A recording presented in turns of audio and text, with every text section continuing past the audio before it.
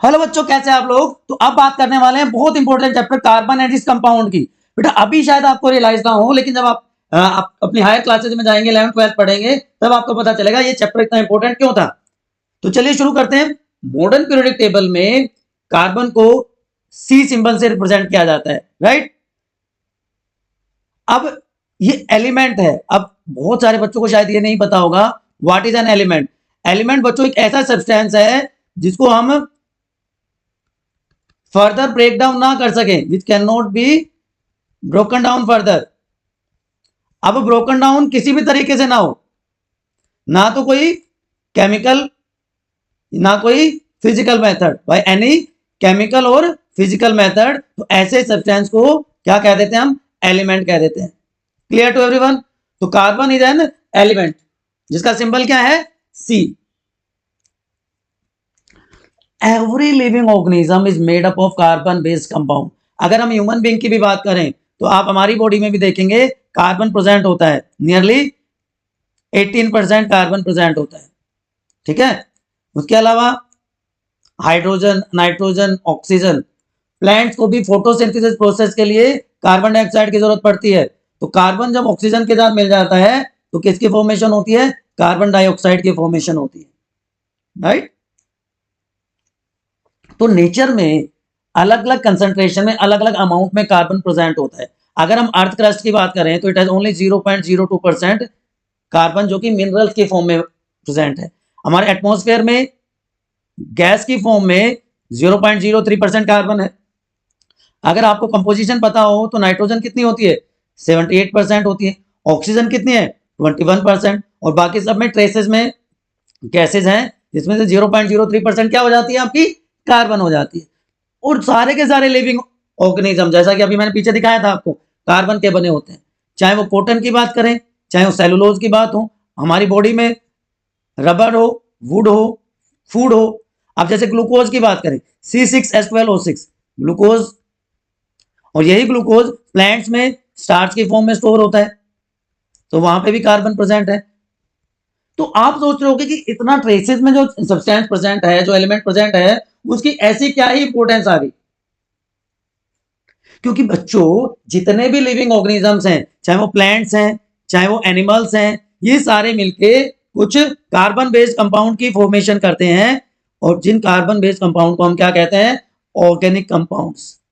और organic chemistry उसी के ऊपर पूरी की पूरी बेस्ड है बच्चों, ठीक है ना। तो ये ऑर्गेनिक कंपाउंड्स को हम स्टडी करने वाले हैं। अब फीचर्स देख लेते हैं। हमने प्रेजेंस तो देख ली, कहां पे कैसे प्रेजेंट है। तो अब हमें पता है कि कार्बन एक एलिमेंट है, नॉन मेटल है, which forms basis of life in all living organism whether is a plant और एनिमल। अब इसका एटॉमिक नंबर है 6।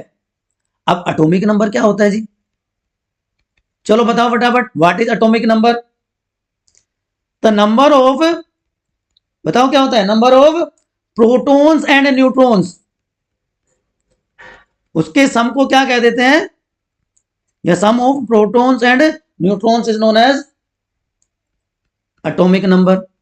किसी एटम में कितने प्रोटॉन है, कितने न्यूट्रॉन है, और एटॉमिक नंबर को ए से रिप्रेजेंट किया जाता है, ठीक है। और उसको मेजर कैसे करते हैं? एटॉमिक नंबर को मेजर करते हैं एटॉमिक मास यूनिट में, जिसको शॉर्ट में हम क्या लिख देते हैं? AMU, atomic mass unit. तो कार्बन का एटॉमिक नंबर कितना है बताओ? सॉरी, एटॉमिक नंबर नहीं, एटॉमिक मास की बात कर रहे हैं। एटॉमिक मास, एटॉमिक नंबर तो मैंने बता दिया 6। तो एटॉमिक मास कितना है? 12, ठीक है ना। तो एटॉमिक मास होता है number of protons plus neutron. Sorry, atomic number में बोल गया बीच में, ठीक है ना। तो एटॉमिक नंबर भी चलो मैं आपको बता देता हूं साथ में। एटॉमिक नंबर क्या होता है? इसको Z से रिप्रेजेंट किया जाता है। एटॉमिक नंबर 6 है। What is atomic number? Number of electrons present in an atom. Number of electrons in an atom is known as its atomic number. और sum of protons and neutrons is known as atomic mass. इसका मतलब carbon में कितने electrons हैं? 6 electrons हैं। तो अभी तक जो मैंने आपको बताया वो चीजें क्या है? Atomic number 6, number of proton 6, number of neutron very करेगा। आगे हम पढ़ेंगे एलोट्रोप्स, आइसोटोप्स, उसमें आपको क्लियर हो जाएगा। पीरियोडिक टेबल में पी ब्लॉक में प्रेजेंट है, 14 नंबर के ग्रुप है और पीरियड 12 है, और ये क्या है, एक नॉन मेटल है जिसमें 6 इलेक्ट्रॉन्स प्रेजेंट है। तो अभी मैं यही बता रहा था आपको कि कार्बन एटम है, ये क्या बन गया, atomic mass, atomic mass A12, क्योंकि 6 प्रोटॉन और 6 neutron, sum of protons and neutrons is known as atomic mass. लेकिन साथ में हमने क्या पढ़ा, हमने पढ़ा एटॉमिक नंबर 6, तो number of electrons, number of electrons, तो देखिए 2 शेल हैं, जो पहली शेल है उसको K शेल कहा जाता है जिसमें 2 इलेक्ट्रॉन होते हैं, and next shell is known as L shell, L shell में बच्चों होते हैं 4 इलेक्ट्रॉन। ठीक, तो this is electronic configuration of carbon 2,4। Clear, बात समझ में आ गई। अब एक वर्ड होता है वैलेंसी, आपने पढ़ा है number of electrons in outermost shell of an atom. अब इसका आउटरमोस्ट शेल कौन सा है, बताओ, इसका आउटरमोस्ट शेल कौन सा है, इसका आउटरमोस्ट शेल है ये L शेल, और यहां पे कितने इलेक्ट्रॉन है, 4, तो कार्बन की वैलेंसी कितनी हो गई, 4। बात समझ में आ गई, बोलो, तो वैलेंसी कार्बन की हो गई 4, और ये जो 4 वैलेंसी है वो इसको यूनिकनेस प्रोवाइड करती है। कैसे यूनिकनेस प्रोवाइड होती है वो आगे डिस्कस करेंगे। अब देखिए जो कार्बन है, अगर मॉडर्न पीरियोडिक टेबल की बात करें बच्चों, तो मॉडर्न पीरियोडिक टेबल में, पीरियोडिक टेबल में कहां पे प्रेजेंट है, ये 6th एलिमेंट है मॉडर्न पीरियोडिक टेबल का।